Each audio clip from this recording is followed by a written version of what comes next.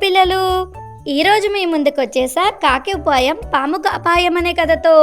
చిట్టడవిలో ఒక చెట్టుపై కూర్చొని కాకి ఏడుస్తోంది.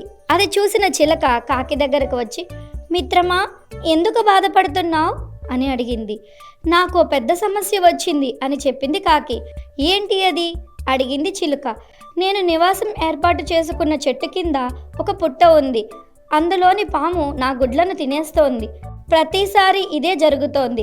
ఇలా పిల్లలను పోగొట్టుకోవాల్సి వస్తోందని ఒకసారి ధైర్యం చేసి పాముతో మాట్లాడాను. గుడ్లను ఏమీ చెయ్యొద్దని బతిమిలాడా అని తన గోడును వెళ్ళబుచ్చుకుంది కాకి. దానికి పాము ఏం చెప్పింది అడిగింది చిలక. నాకు కాకి గుడ్లంటే చాలా ఇష్టం. నువ్వు నన్ను ఏం చేయలేవు. ఎంత బాధపడినా నేను నీ మాట వినను అని పొగరుగా సమాధానం చెప్పినట్లు కాకి పేర్కొంది. ఈసారి గుడ్లు పెట్టే ముందు వేరే చెట్టు చూసుకొని వెళ్తానని జవాబిచ్చా. దానికి ఆ పాము ఏముందో తెలుసా? ఈ అడవిలో అణువణువు నాకు తెలుసు. నువ్వు ఎక్కడికి వెళ్తే నేను అక్కడికి వస్తా, గుడ్లను తినేస్తా అంది. అందుకే ఈసారి అడవి వదిలి వెళ్దామని అనుకుంటున్నా అని కాకి వాపోయింది. ఏ తప్పు చేయను నువ్వెందుకు వెళ్ళడం? ఆ పామునే తరిమేయవచ్చు కదా అంది చిలుక. పాముతో పోరాడగల శక్తి ఉంటే ఎప్పుడో ఆ పని చేసేదాన్ని. కళ్ళ ముందే నేను పెట్టిన గుడ్లను తినేస్తుంటే ఏమీ చేయలేకపోయా ఏడుస్తూ చెప్పింది కాకి. దానికి బలం ఉంది కానీ తెలివి లేదు. ఆపద సమయంలో భుజబలం కంటే బుద్ధి బలం కాపాడుతుంది. ఆలోచిస్తే పాము ప్రమాదం నుంచి తప్పించుకోవచ్చు అని సలహా ఇచ్చింది చిలుక.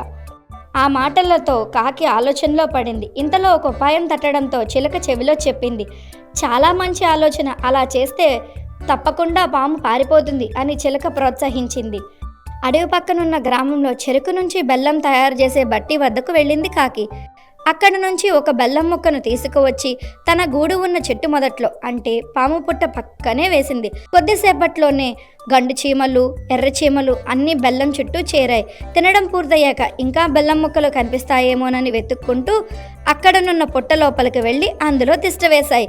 ఆహారం కోసం వెళ్ళి తిరిగి వచ్చిన పాము తన పుట్టలో చీమలను చూసి భయపడింది. చెట్టుపై కూర్చుని ఇదంతా గమనిస్తున్న కాకి పాముని చూసి నవ్వింది. ఇది అంతా కాకి చేసిన పని అనుకున్న పాము ఏమీ చేయలేక అక్కడి నుంచి పారిపోయింది.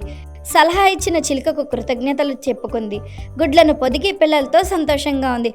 చూశారు కదా పిల్లలు, అపాయం ముంచుకొచ్చినప్పుడు బాధపడుతూ సమయం వృధా చేయకుండా ఆలోచిస్తే ఉపాయం దొరుకుతుంది. ఓకే పిల్లలు, బాయ్.